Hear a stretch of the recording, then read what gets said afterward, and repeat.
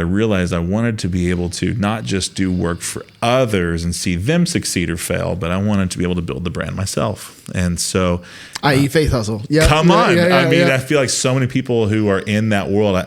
In fact, one of my pieces of advice for people who are early in their career or they're stuck in their career or something is jump into entrepreneurship, but jump into it from a manner of serving somebody else. Yes. Whether it's agency, freelance, something. Do it for somebody else first, because you're going to learn from them. Yeah. You're going to figure it out. At a certain point in time, you're going to go, oh my gosh, I've done this 40 times or 100 times or 500 times. And I've gotten to see some of the parallels of, what makes somebody successful or what makes somebody fail or what a good team looks like. Yep. So you get to watch from all these people and kind of gain wisdom, just by proxy. Yeah. So through that, I started a small hunting publication called Modern Huntsman. And it was kind of the first of its kind. It was an indie magazine that was 250 pages of soft touch cover, very high quality imagery, no ads throughout the whole thing. Yeah. And so it was designed for experiential above just the necessity of kind of rolling out an editorial on the regular. And so it was only biannual. It was a coffee table style book. And it blew up. We had 15,000 subscribers or something like that our first year. First year? Yeah, I mean, it just blew up. But we recognized, again, I kind of went back to, there's an audience, a huge audience over here of hunters and fishermen and wildlife enthusiasts, of which I wasn't one. So I wasn't even my target audience. You never hunted? I had, but I was not. I wasn't in the camp for sure. I wasn't talk regular. The talk or did all that stuff. Yeah. Nope.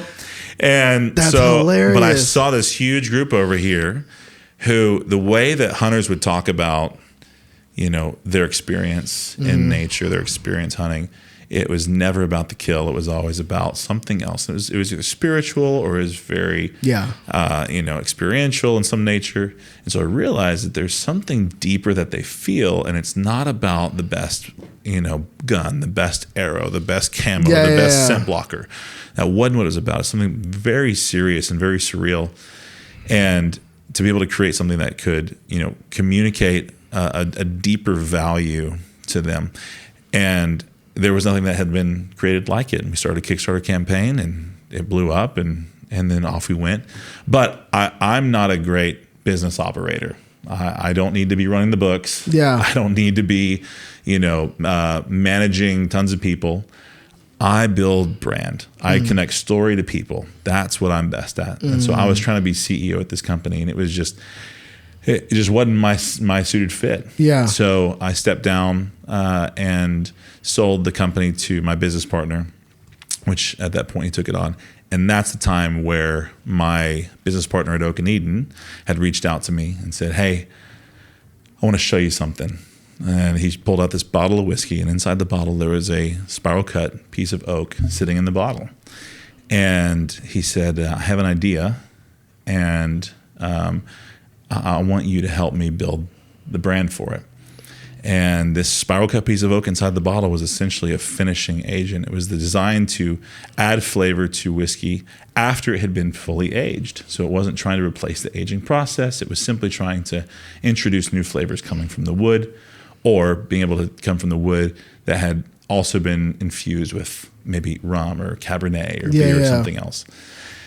And I told him, I said, the idea is novel, and it's either in that kind of pillar of novelty, you're on the knife blade of gimmickry, or straight up innovation that's going to change the culture of the industry entirely. And that's the knife blade of entrepreneurship. At that level, when you realize there is something here that could shift everything, or it could just be a terrible idea. Yeah. It's like, I kind of love those places, Risk. Let's take the risk and jump. And so at that point in time, I started to work with him to help build this brand that needed to really connect the brand first, not this gimmicky concept or this novelty concept, but build the brand first, let the brand resonate on its own, and then start to introduce kind of the capacity of the innovation. And so we built that for really the past 6-7 years. And yeah, as you mentioned, we got early this year, we got featured on Fast Company as the 9th most innovative company in North America, behind Amazon and Traeger grills. My gosh. Just some incredible accolades that came with it. And it's just been, it was an incredible brand that we built. I'm very, very proud of the work that we did. But to top it off, kind of to go back to the beginning of why I said yes originally to starting to help build this brand, was because the Lord put a word on it. And I went back and prayed when he had asked me to come help him build this.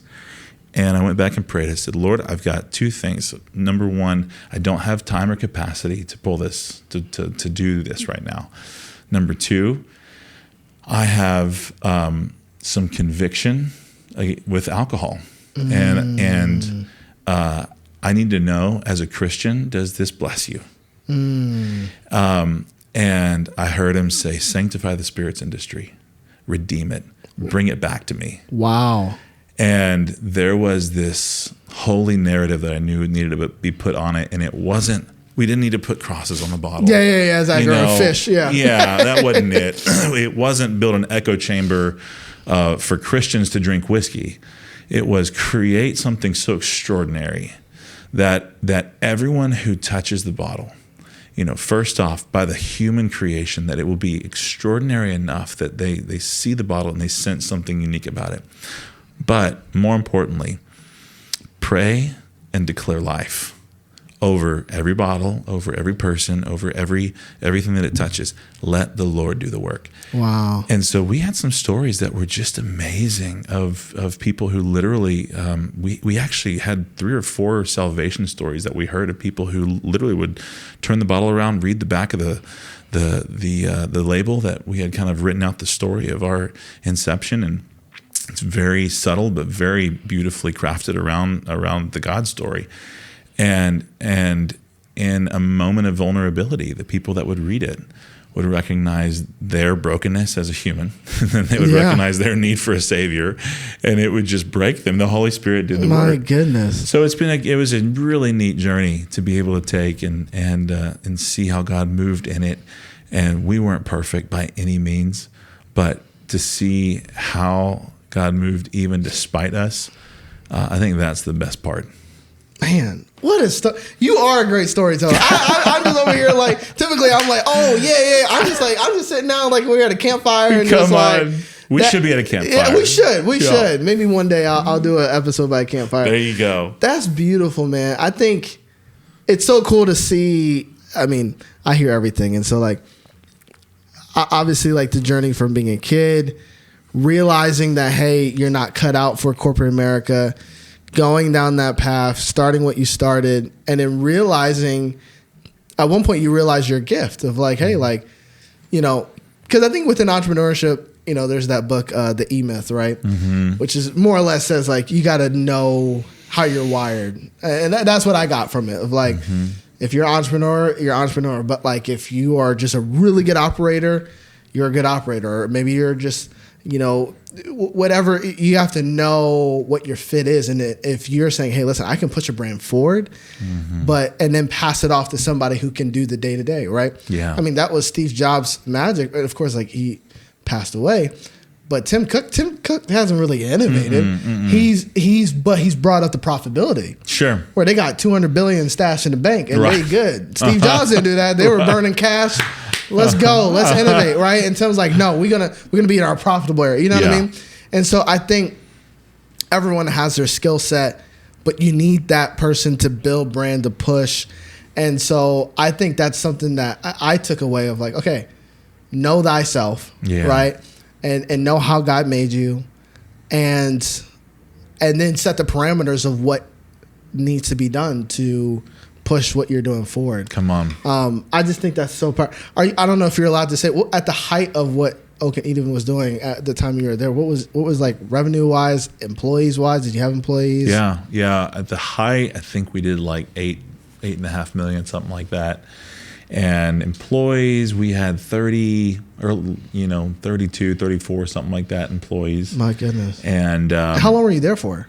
so I was there for, let's see, November. I think it was November of 2017 until this June. I actually stepped down this past June. So almost 7 years. And where was it at when you got on? Oh, it wasn't even out Oh, yet. it was just an idea. Yeah, it was an idea. Oh my goodness. Yeah. So it was so neat to get to be a part of something. It was fascinating because with Modern Huntsman, with my agency that I had, I got to start it myself from the ground up. Yeah. And that was an experience of its own. Yeah. And I love that. With this one, it was getting to see somebody else's idea, somebody else's vision, and tie in with them, and then really, like so many things, it became something that just became my own. Right. Yeah. And so I truthfully, it was the things that happened throughout the process, the relationships, I don't look back and think about the successes, the financial successes. I don't look back and think about the big wins that we had. It's like it's almost like when you're a parent, you're raising your children, and and you're constantly focused on the day-to-days of everything. And then, as I've heard from so many people, when their kids get out of the house, it's like all you remember is the cherished time, that quality time that you had. And so it's like just to know, to remember the fondness of the relationships and what God did through it is pretty remarkable. It's funny. I remember my mentor told me this, because he runs like, well over 8-figure agency. And he was like, man, it's just another zero. But he's still like obsessed with the build and the beauty of it and the process of it. And I think, at the end of the day, I think entrepreneurs are built as builders. Yeah. Like we like Nehemiah, whatever, that thing. And like we love to build. I think it's something that God put in us, right? To co-create with him. And I think it's just this like in our nature of like that process is what you, like you said, cherish. Like the numbers, like, it's cool when you hit mile mark. Like even like, some of the mile markers we just hit YouTube wise or podcast wise numbers. It's like at the end of the day, it's like, it's not even necessarily that impressive, but it's more or less like, I think back on the journey. I think back on the moments of doing 2-3 interviews a day or several in a week, or, just trying to figure it out, testing this. But man, the fun that you have and the joy that's in that building process. And you look back and you're like, man, like it's there's such joy in that. Yeah. It's funny when we stepped down from Oak and Eden, my wife and I were talking, and she was like, we had really hoped to take Oak and Eden to get to sale, and I believe it's going to get there one day with new leadership. And so she and I were talking, and she was like, I just want to see something that you build go all the way through. Yeah. And I was like, well, what does all the way through look like? Right. At the end of the day, as a builder, I think there are metrics that we as humans apply that God doesn't apply. Whoo! There's just things that we're going to want out of it. And I believe that there is a call for entrepreneurs, specifically for builders, to build generationally. Yes.